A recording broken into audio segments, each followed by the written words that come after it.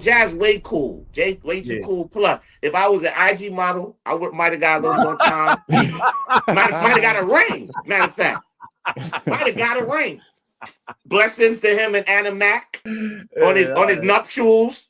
Blessings to Jazz on his nuptials and all that. Oh, hold up. He got married? I missed it. Let's talk about that after the show. Okay. Oops. Go ahead, man. Yeah, because if you missed that, I'm not gonna get into it now. But shouts to him. And yeah, man, let's go. We want to come back soon. Because now that we have, the Howard Cosell to the Muhammad Ali interview, right, going on. We got more songs though that we like to bring out.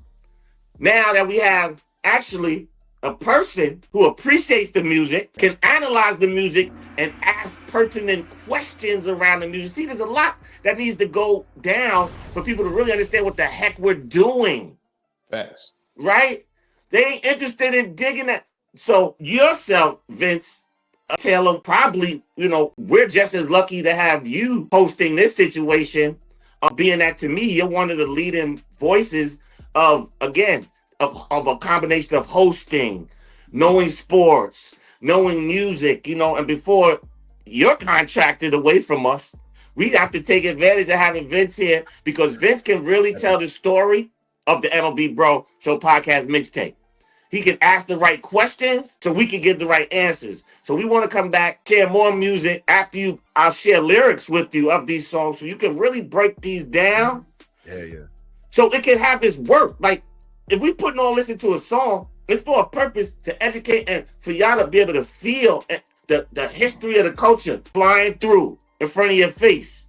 So it's good for you to ask the questions that the average person would want to know because I don't want to sit there, sounding like Q-Tip when he makes music. Like, you know what I'm saying? Like, I don't want to be here acting like I'm here or somebody there, because, just the pursuit of perfection that some music people have. That's what I mean. It wasn't a disrespect. Shout out to Q-Tip from Queens. He like one time Chris Lighty told me a story that Q-Tip didn't want to give up that last album. Like the Jive needed the album and he wouldn't. He had to literally, if you look at the Tribe Called Quest documentary done by Michael Rappaport, I was actually on that tour, on that press tour with Fife for every single press tour he did for the Michael Rappaport and Fife for that documentary. So I went to all the places with them because Fife and Tip, they weren't really kicking it at the time. But the documentary was still going to go out, and Fife was promoting it basically by himself. This was shortly before he got sick the second time with the kidney.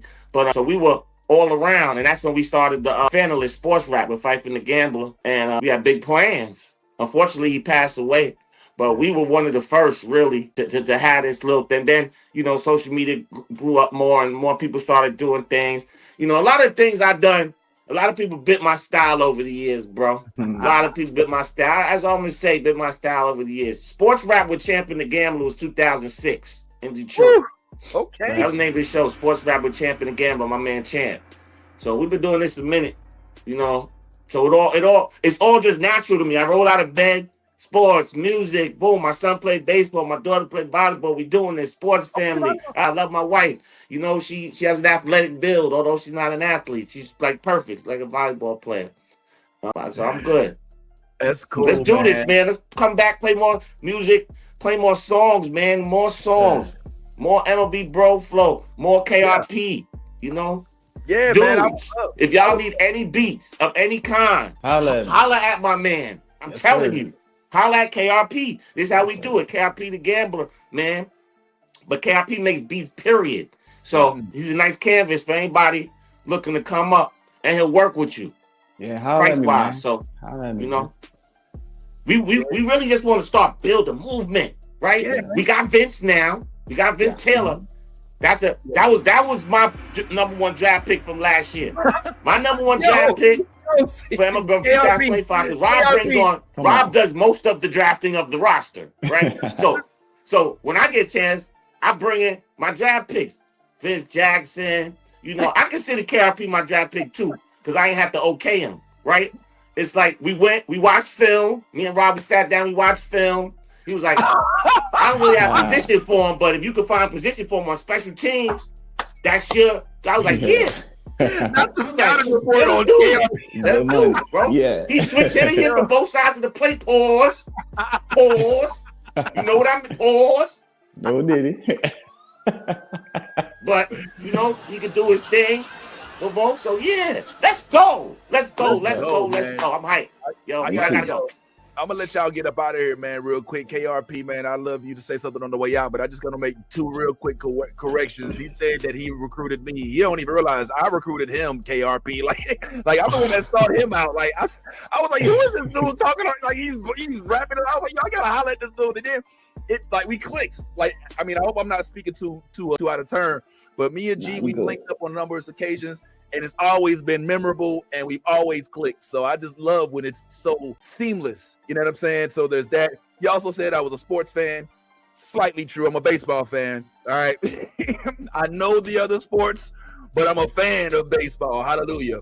And he also said, before I get picked up, I ain't going nowhere, homeboy. Like, ain't nobody gonna control me. Like, ain't nobody gonna throw me no kind of contract that's gonna keep me from being in a platform that'll allow me to not only promote the people that I look like, but also to be a part of the voices that I feel are being squandered in this industry that we helped build up to the maximum when it was at its peak. Now it's like a second, third tier sport.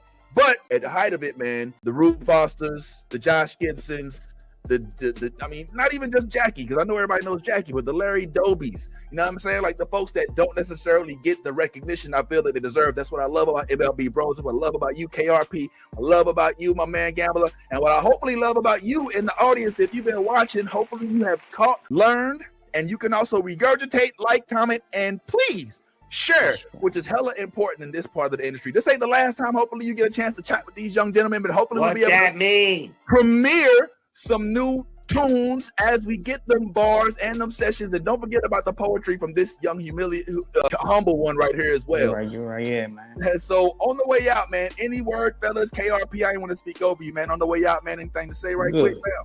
You good, man?